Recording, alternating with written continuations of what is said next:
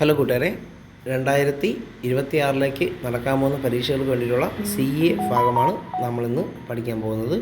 Okay, നമുക്ക് നോക്കാം.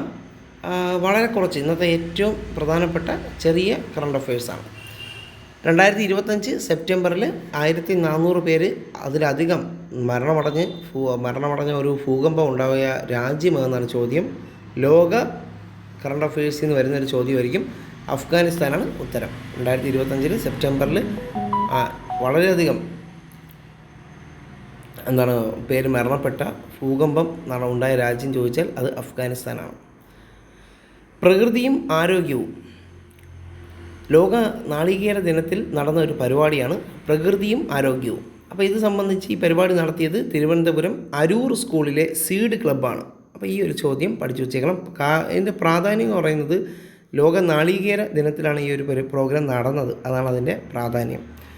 അടുത്തത്, പ്രശസ്തമായ ഒരു കവി അന്തരിച്ചു. പേര് U ജയചന്ദ്രൻ. രാഷ്ട്രീയ പശ്ചാത്തലമൊക്കെയുള്ള ഒരു കവിയാണ് അദ്ദേഹം. U ജയചന്ദ്രൻ അന്തരിക്കുകയുണ്ടായി. അദ്ദേഹം ഏത് മേഖലയിൽ പ്രശസ്തൻ എന്ന് ചോദിച്ചു കഴിഞ്ഞാൽ കവിയാണ്. ഓക്കെ, അത് ജസ്റ്റ് ഒന്ന് അറിഞ്ഞിരിക്കുക. അടുത്തത് ABC, അതായത് ഓഡിറ്റ് ബ്യൂറോ ഓഫ് സർക്കുലേഷനിൽ ചെയർമാനായി നിയമിതനായത് പുതിയ ആരാണെന്ന് ചോദിക്കും. കരുണേഷ് ബജാജ് ആണ്. ABC Bajaj ABC.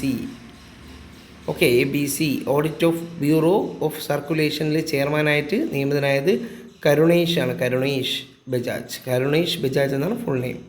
ഏത് രാജ്യത്തെ വിനോദസഞ്ചാരികൾക്കാണ് വിസയില്ലാതെ ചൈനയിൽ സന്ദർശിക്കാനുള്ള അനുമതി ലഭിച്ചത്? റഷ്യയാണ്.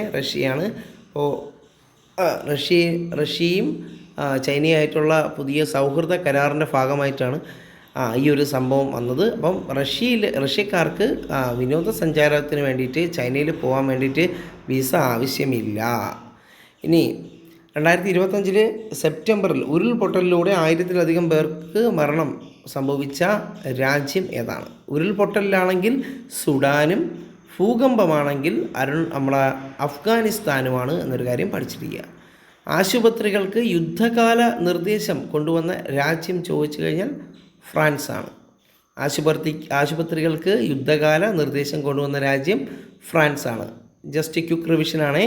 നമുക്ക് ഇപ്പോൾ വരാൻ പോകുന്ന ക്ലാസ്സുകൾക്ക് അനുബന്ധിച്ച്, പരീക്ഷകൾക്ക് അനുബന്ധിച്ച് ഒരു ടെലിഗ്രാം ക്ലാസ് ഉണ്ട്.